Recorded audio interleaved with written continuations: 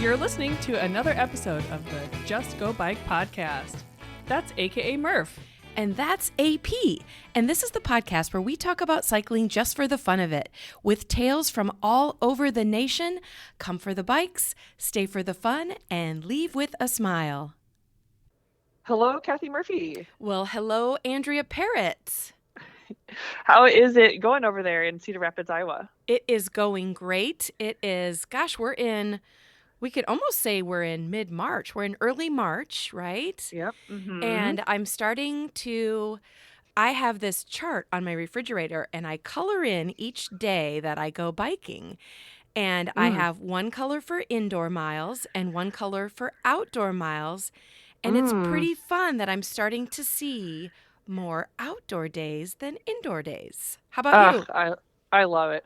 Well, I have not had too many outdoor days because I'm not as hardy as you, but I have biked outdoors a little bit. Yeah. And that's pretty good for me, as I do a lot of dog walking outside. Yeah. And this last week, I noticed the first day of the last 7 days, I said, oh, I think I hear a robin in the trees. And now today, a week later, there are robins everywhere. So it's spring. Very Spring is good. on. That's right. For those of you out there listening that are kind of like us in the Midwest where it's a little bit colder, it's time to kind of change your mindset, because once it starts getting nicer, we've got to start getting those training miles in. That's right. Every day when I wake up, I look at the 7-day forecast and I say, ooh, maybe I could ride that day, or maybe I could ride that day. And I try to start pre-planning just so that if there's a nice day, I don't miss it. Sure. And as we mentioned in our episode last week, you've got a new bike to break in. That's right. I know. I got to get out there. I've been riding on days even when I normally wouldn't go outside, because I just got to get on the bike and ride. Yeah. Yeah. How's that for an inspiration? That is very inspirational. So, Yeah. and that's a good segue to today's episode, because we have started getting a ton of messages. You've been getting them via email and probably on social media about RAGBRAI, right? Yes. As we get a little bit close, obviously it's getting closer to spring, but also we are just on the edge of talking about the full RAGBRAI route, including the pass-through towns and the meeting towns. And as we near that point, people are starting to think more and more about biking and riding RAGBRAI. The people that were kind of on the fence, they're like, oh, maybe it's going through my community, or maybe it's going to go through my cousin Bill's community, so like there's a lot more chatter on the pages, and we've gotten a lot of questions recently. Yeah. We've also started getting calls on our RAGBRAI 101 hotline. So let's take this episode to kind of address some of those questions, because I think that what we're going to talk about today, other people out there have either said it themselves or are thinking about it. That's right. Well, the inbox doesn't lie. So you're right. These are all questions that we've received a couple times, and we thought it'd be worthwhile just chatting through. And hopefully that's valuable to you too, as a listener. Yes. And I'll, one of us will say this again at the end of the episode, but if you have a question for RAGBRAI 101, the phone number is 515-303-0385, and you don't have to talk to a person. You're basically just leaving a message. So feel free to give us a call, and we may have I know we're going to have plenty of RAGBRAI 101 episodes coming up. That's right. And that goes out to all of you who say, well, I have emailed you and I didn't get an answer. Well, first of all, we will answer every email. But if you want a little quicker answer, you could just leave a message on our hotline and we'll put your answer on the air. Yes. I always, like when I see people on social media, like maybe there's a post some guy says about his new bike, and then deep in the comments, somebody will say, well, I ordered a jersey and RAGBRAI, I haven't received it yet. And I kind of like giggle a little bit, like, do they really expect somebody from RAGBRAI to dig through all of those messages, find the message, and then get back to them? Oh, well, we do that. But you have to keep in mind, just to quickly answer the jersey question, right now we are not fully staffed as far as what we have for our summer crew. Yeah. So we have to send out 4,000 registration jerseys, and the number of people that are shipping and packaging those jerseys, 2. That is 2 people, and those 2 people, myself included, have a lot of other things that we are also doing for RAGBRAI. So we work on it every single day. It takes a while. Sure. So if you see somebody with a jersey, just hold tight. Yours is on the way. Okay. All right, good. Yep. Okay, Yep. so we have a bunch of questions. Let's see how many we can get through, okay? Okay. Yep. So, first one is a guy named John, and he called in and said, I'm wondering about walking around all these great places. I have my cycling shoes and typically don't do much walking in them. Should I consider purchasing a different pair of shoes for walking around? Well, I think that's a great question.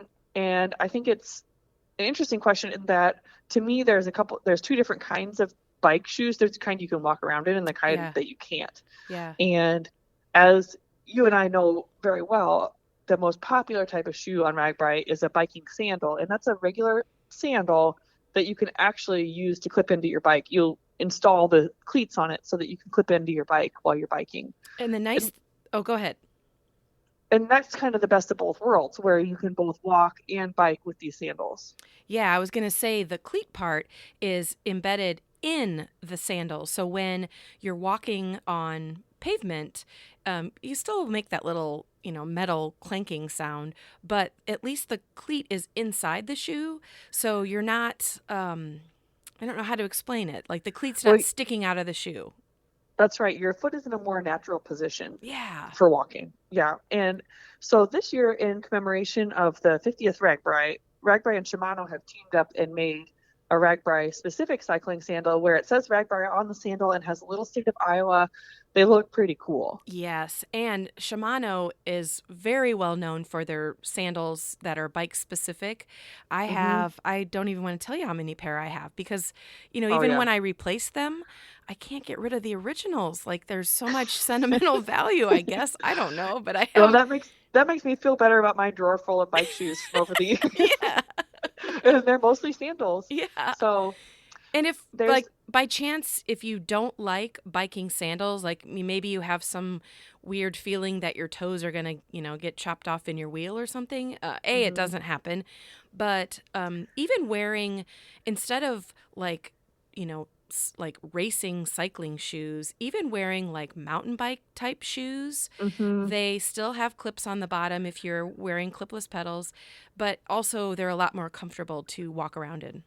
That's right. It's funny, when I wear bike sandals, I always burn my pinky toes, which is a funny thing to burn for sunburn. But yeah, so that is one hazard of wearing the sandals. I have never injured my feet because of biking, but you never know. I mean, I say that and I'm probably going to stub my toe next time, but they're pretty durable and they do have a pretty firm base. So you don't necessarily injure yourself, but I also have a pair of those mountain biking shoes that you can clip in with, and they're also awesome if you feel more comfortable wearing a shoe. Yes.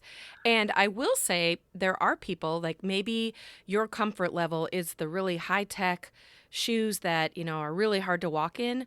There are people that will put a pair of like really cheap flip-flops in their jersey pocket. And so then they get to, maybe the lunch spot, or they want to rest somewhere, walk around a town.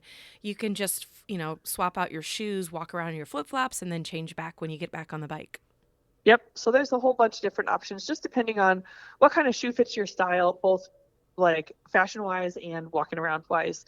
And I would just recommend going to your nearest bike shop or sporting goods store and just kind of looking around in person, because a lot of shoes look different on the shelf in real life than online. So that'd be my recommendation. And where can they get the RAGBRAI Shimano sandals if somebody out there loves Shimano, knows what size they wear, knows their comfort level, where can they buy them? Oh, great question. You can buy them on ragbrai.com/shop, which is where our web store is. And right now they're a pre-order. But then as we finally get them into stock, which it should be just another month or so, we're going to have them here at our retail store in Des Moines, which is, well, you'll have to check online for availability because we're not always open. Cool. But we will have them here, and then we'll also have them for sale on the ride. Okay. So good segue from John's question. And thanks, John, for calling in. Thank you, John. We've got a guy named Joe that says, I think this is a good question. I usually ride solo on my rides, and I'm looking for some really good safety advice when you're riding with so many people and using clipless pedals. He's very nervous about panic stopping, and he says, if someone's not paying attention, am I going to fall? Are they going to fall? What do I do with all of those people? Yeah, yeah, and that's a legitimate question, because especially if you're a new rider, you may not be used to riding in crowds. Yeah. I think above all, there's a lot of different advice we can give, and I'm sure you're going to fill me in on more. But like for me, the number one thing to start doing is practicing clipping in and out of my pedals, and I'll do that by leaning up against, like holding myself upright on the bike by holding a pole or the side of a wall, Yep. and just clipping in and out maybe 100 times if I have never done clipless pedals before. Yes. Yes. You can also buy pedals that are clipless on one side and platform on the other. So Yes. what that means is you can be clipped in while you're pedaling, in between towns when you don't feel like the panic of a lot of other people around you. And maybe as Yeah. you get closer to a town, if it starts getting more crowded, then you can unclip and Yep. rotate your pedals so that you're on the platform side. You're So not you're more clipped in and you comfortable. can jump off quickly if you need to. Yeah. Yep. And I would say one other thing that a lot of newbies don't necessarily realize is once they first get those clipless pedals, the tension can be adjusted. So sometimes people have a really hard time clipping in or out, and that's because the little screws are in too tight. Oh, okay. So if you feel like it's really difficult to put your foot in or out, or if it's way too loose and your foot pops out of the pedal too often, go to your bike shop and have them adjust that, or just monkey around with it yourself in your garage because they can be adjusted, and maybe that's part of the problem. Yes. Okay, and So to address the whole, are people falling and am I going to fall? I think mhm. like one of the biggest like beginner things that I tell people about group riding is that you as a rider have to be responsible as to what's in front of you. So if you feel like there's too many bikes in front of you, then you either need to slow down, you need to go around them, like you have to be responsible for what's in front of you. And it's not going to be um, crowded roads the entire time you're riding across the state of Iowa. There are Mhm. pockets of busy times, but there's plenty of opportunity to, have space to yourself. Like, do you agree with Yeah. that? Absolutely. Take it from me as someone who has tried to take pictures for social media of busy roads. There are a lot of times when there are not that many people out there on that Yeah, road. yeah. And, it just kind of spreads out throughout the day. People have different riding speeds. So I don't think I would worry about it being, you see the pictures of tons of riders all out on the road on RAGBRAI. That is first thing in the morning. It's different. It's certain times of day Yep. when things are congested, maybe right before a town. It's not what the whole ride looks like. It's someone got a good photo opportunity. Right. And, who's going to take a photo when there's only like 5 people on the road Me. with you? You're going to try, Yeah. right? Yeah, I know. So then I'd say my other safety advice for biking is if you've never ridden in roads with big packs of bikers before, really, really focus on riding straight. Don't uh, take your water bottle out and notice if you're weaving, or try to scratch your head and see if you're weaving, and just Mm-hmm. sort of really pay attention to making sure that your front wheel stays in a nice straight line on a straight road. Of course, on a curved road, you're going to be curving, but you're not wobbling, because Right. that's the number one thing that will get you in trouble with riding really close to other riders, is if you're not riding to you, when you pull out your water bottle and you wobble, you feel like you're being predictable because, oh, well, of course, when I pull out my water bottle, I do that sometimes. But to other riders, they're not expecting that. And predictable riding is straightforward riding. I completely agree. Yeah. So, And one last thing about that is if you're not comfortable group riding, now is the time when you need to start practicing. Like yeah. maybe go to your local bike shop and see if they have group rides on the weekends, and join them, or go to the RAGBRAI Newbies Facebook page, and they are setting up bike rides all across the United States, which, maybe there's not going to be one in your area, but maybe you want to travel. I know Yeah. I'm Yeah. hosting one on May 6th, and that's in Cedar Rapids. So if you're in the Midwest, go check that out and join us. It's a free event. I think all of the Yeah. events are free, and they're just basically people who like RAGBRAI are just saying, come group ride with us.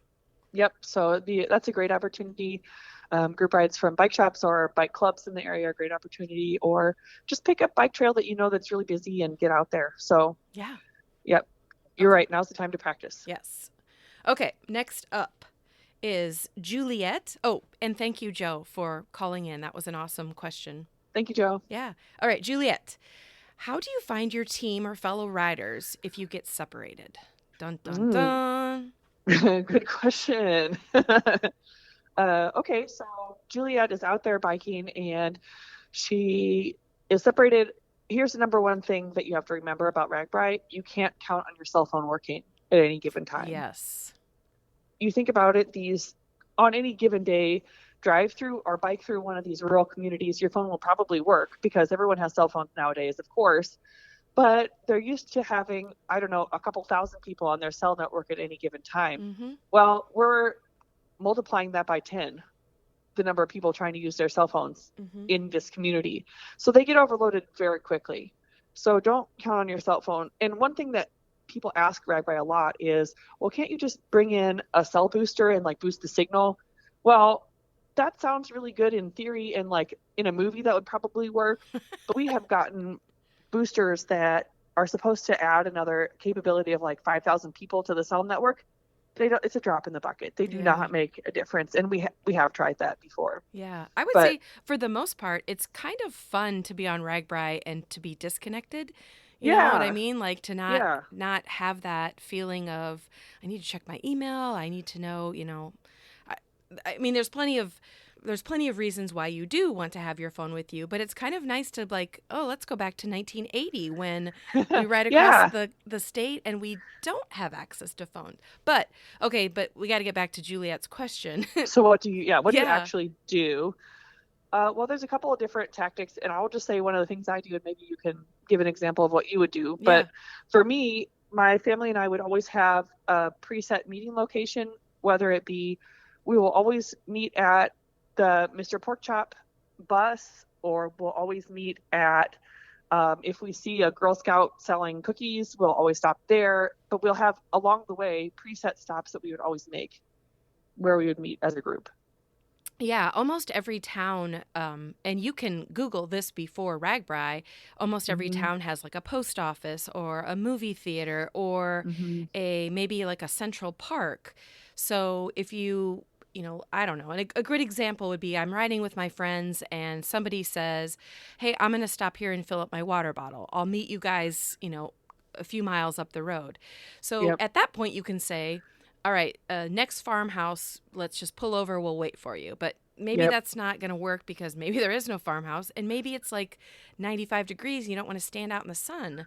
So then you can say, how about next town, find the Catholic church or find the you can't say a pie stand because there may be multiple pie stands. I think a good example is all the SAGs have a rendezvous point at the fire station. Oh yeah, nearly every community has a fire station. Sure, yeah, great idea.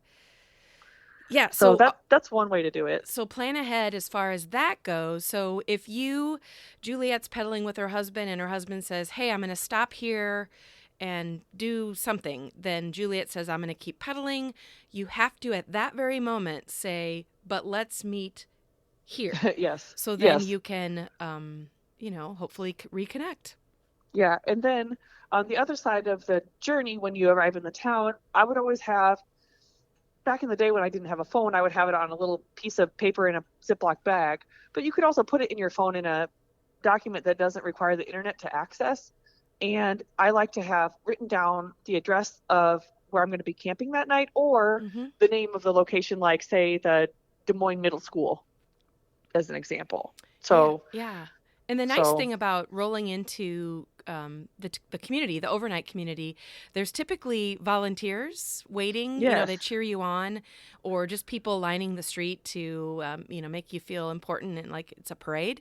But you can pull over and be like, hey, where is 4th Street? And somebody can show you the way. So. Yep. It's pretty easy to tell a local from a biker because the locals are not wearing bike clothes and they're not sunburnt. So it's easy to find them. So so those are a couple ways that I would use. One other kind of high-tech way that I've seen people try to get in contact with each other is that they would have little radios, like little walkie-talkie kind of radios, where you could clip them on your belt. But those are not perfect in that they don't always have the longest range. And you also have to be sure that like your batteries are on and that they're powered on and you're obviously close enough together. And sometimes it's really loud on RAGBRAI. So it's kind of a fun solution, but doesn't always work. Right, right. So, And then if you have common goals, right? hmm I'll give you my version, but I'll just give you my version.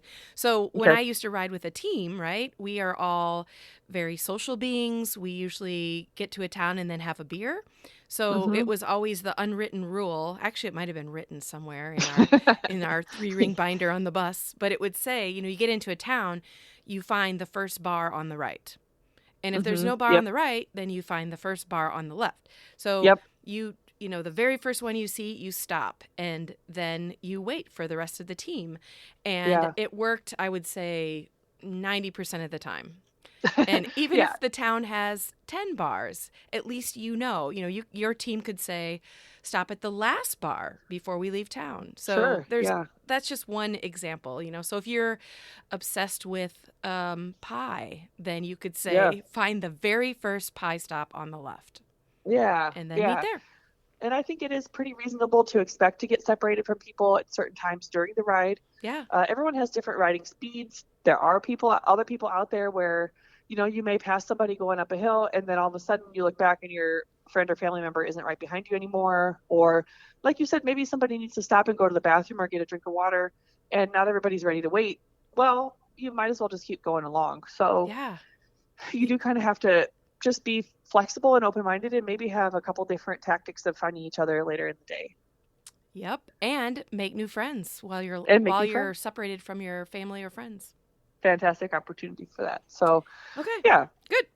All right. So let's see. Next one is Jorge. He says, when I registered, we should say thank you. Thank you, Juliet, Thank for you, calling Juliet. in.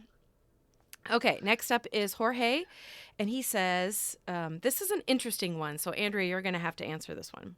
Okay. When I registered for RAGBRAI, there were a list of teams that it provided an opportunity to join. Okay. At least that's how I understood it. This is Jorge talking.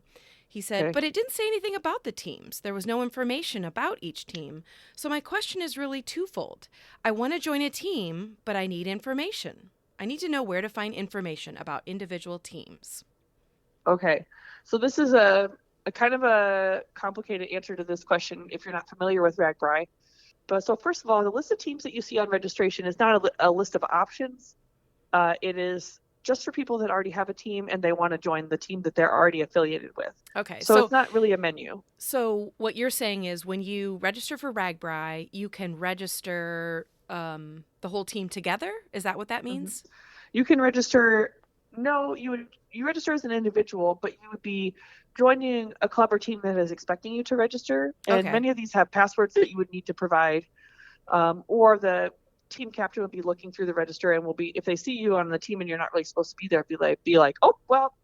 And the main reason for this is not because they're not friendly, because they're all super friendly. Yes. But when you join a team through registration, really what that means is that your registration packet is going to go to their team captain. Okay. So if you don't already know this person, then your packet is going to go to some random stranger and you may not be able to access it on or before the ride. Okay. So if I have been part of, let's say, Team Parrot Talk for 10 years, oh my gosh, I would love to be part of Team Parrot Talk. Okay. But I register and I would go in and find Parrot Talk, and then there may be a password that gets me in there. And if you are the team leader, that means I register, I pay, I am now part of RAGBRAI, but all my stuff, like my credentials, my luggage tag, will go to the team captain, right? It will go to Parrot Talk Studios. Yep. All the mailing would go there. So, a lot of people see that as a benefit. Some people don't really want that. But yeah. So, but let's say you do want to be on a team just for the camaraderie purposes or for camping or for other things. Normally, what I would recommend in a normal year would be to join a charter because they give you the feeling of a team. They are open to anyone to join, and they provide a lot of sort of built-in friendship that you might not feel comfortable having without the team, just because there's always a communal tent. There's always usually a place to get sodas after the ride and snacks and maybe even shower options. But this year, all of the charters are already sold out. Okay. So it's not an option like it has been in the past, which is really unfortunate, but it's just kind of the way the cookie has crumbled this year. Yeah. So the other way that I would suggest joining a team is that we have all sorts of different RAGBRAI fan pages and community pages on Facebook. so you can go there and just search. There's one called RAGBRAI Newbies for new people to RAGBRAI, and there's one that's called RAGBRAI L followed by the dates. And I would just caution you, there's one that's an event and one that's a group, and make sure that you're looking at the group instead of the event.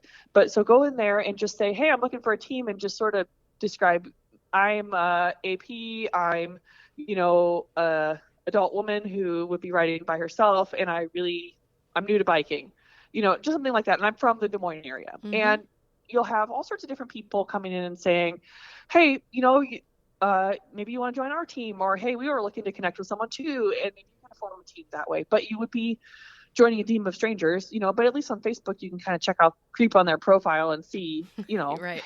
make sure they're not serial killers or whatever. Right. But and disclaimer, those two sites that you mentioned on Facebook are not RAGBRAI official sites, correct? No, they're not affiliated with us. The RAGBRAI Newbies, when we do work with them a lot, but they are not run by us in any way, and neither is the RAGBRAI L is purely a fan page. We don't even know the people that run that page, but sure, yeah. It is a nice community. The other thing that I might suggest is that your community probably has a bike club that is probably coming on RAGBRAI. Oh, yeah. So either say, look up, I used to be from Iowa City, look up Bicyclists of Iowa City, or go to your bike shop and say, hey, do you know if there's any RAGBRAI teams in the area that are accepting members? And I think that would be a really great way to go too, because then you have a personal recommendation. I agree. And to top all of that off, I do think it is a blast to do RAGBRAI solo, because you can choose to be alone if you'd like, but really you're never alone. Yes. Your registration actually provides your luggage to be moved every single day through the RAGBRAI support and the luggage trucks. Yep. So you can truly do it on your own. So if you can't find a team, that's right. Don't hold back. Yeah, I mean, there are all sorts of people that you're going to meet and make friends with on the ride. It's actually surprising how many people you see day after day, because a lot of people leave at the same time as you, or from a similar location as you. The number of people that I have talked to who have met lifetime friends or spouses on the ride, it's a lot. It's more than you would think. I agree. So, yeah, don't be afraid to go by yourself if you, if you don't have a team. It's certainly not a requirement. Maybe you'll meet friends and make a new team going forward. Yeah. So, And also, I need to say that Team Parrot Talk is not an actual team. So don't even try to join Andrea Parrot's team, because it does not exist. Well, I'm not going to. If they mail the packets to my house, I might not be home to pick them up. I'm probably going to be in Sioux City. You're right. Yeah. Okay. And I wanted to point out really quick, all 4 of our callers had J names, and that was not on purpose. I know. And I'm looking at our list, and I see there's one from Jody, but let's do one more really quick. And this one's from Don, which is not a J name, but Don called us all the way from Alabama.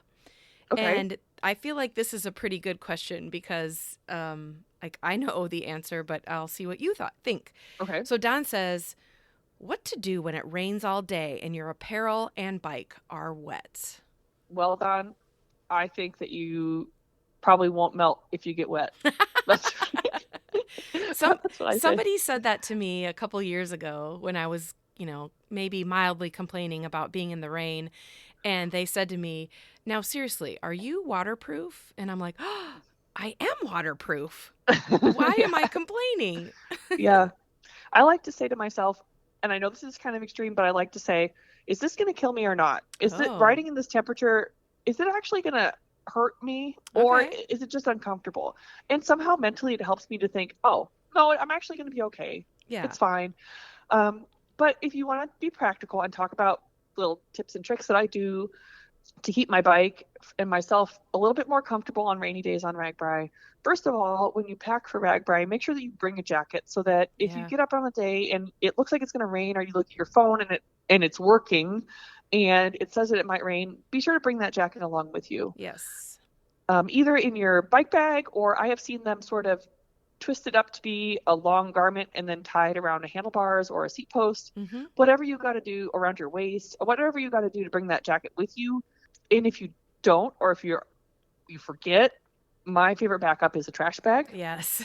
So it's a RAGBRAI classic. You'll I have see the a lot best of people out there with. I have the best photograph of our ride director, Matt Phippen, wearing a garbage bag, and It's actually, he's standing in the rain with the garbage bag. I should see if we can find it. Maybe we could make that our picture for the episode today.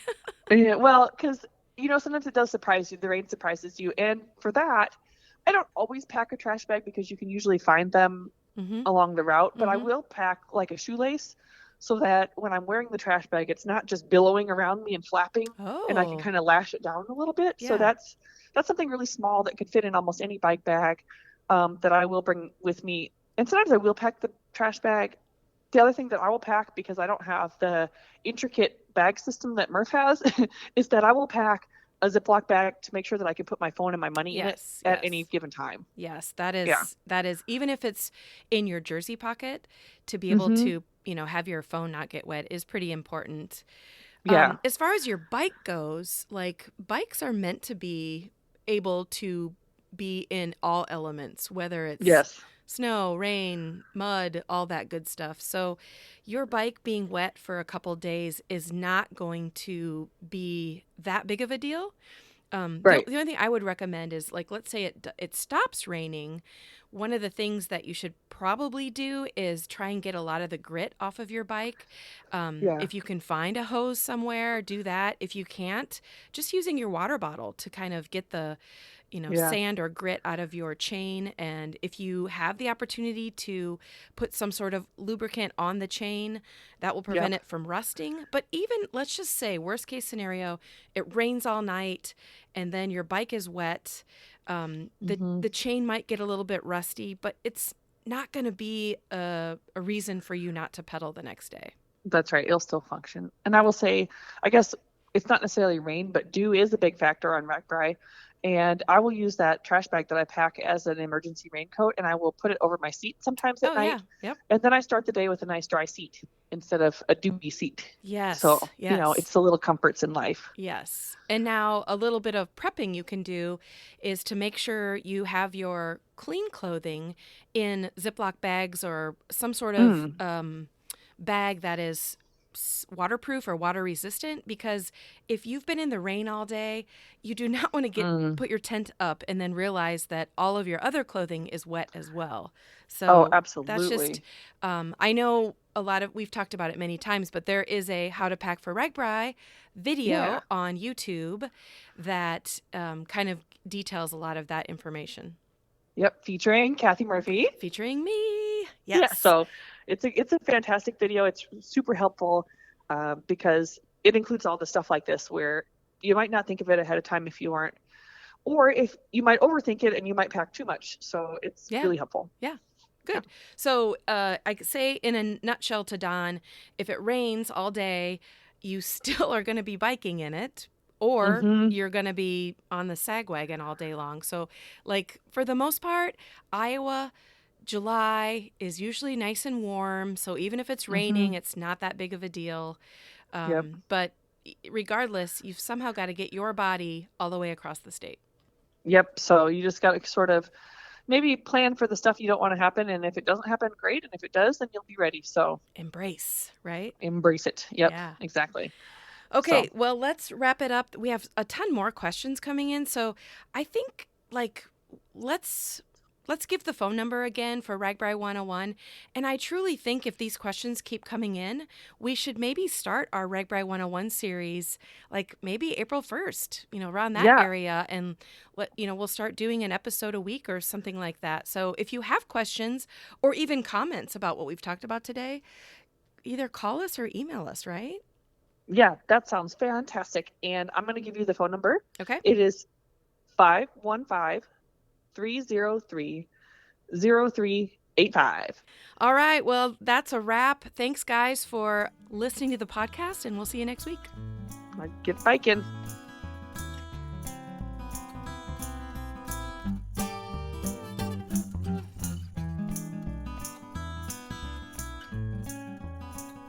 Well, listeners, that is it for this week. We both want to thank you for tuning in to listen to the Just Go Bike podcast. And if you'd like to contact us with a comment about the podcast, or maybe you have a topic in mind, you can reach us at justgobikepodcast@gmail.com, or you can also follow us on social media at justgobike on Facebook, Twitter, and Instagram. Please rate, review, and subscribe to this podcast, especially if you're a fan. And if you have any extra time, pop on over to the Murphology podcast for more bike adventure interviews. All right, that's a wrap. We'll be back next week. Until then, Just go bike!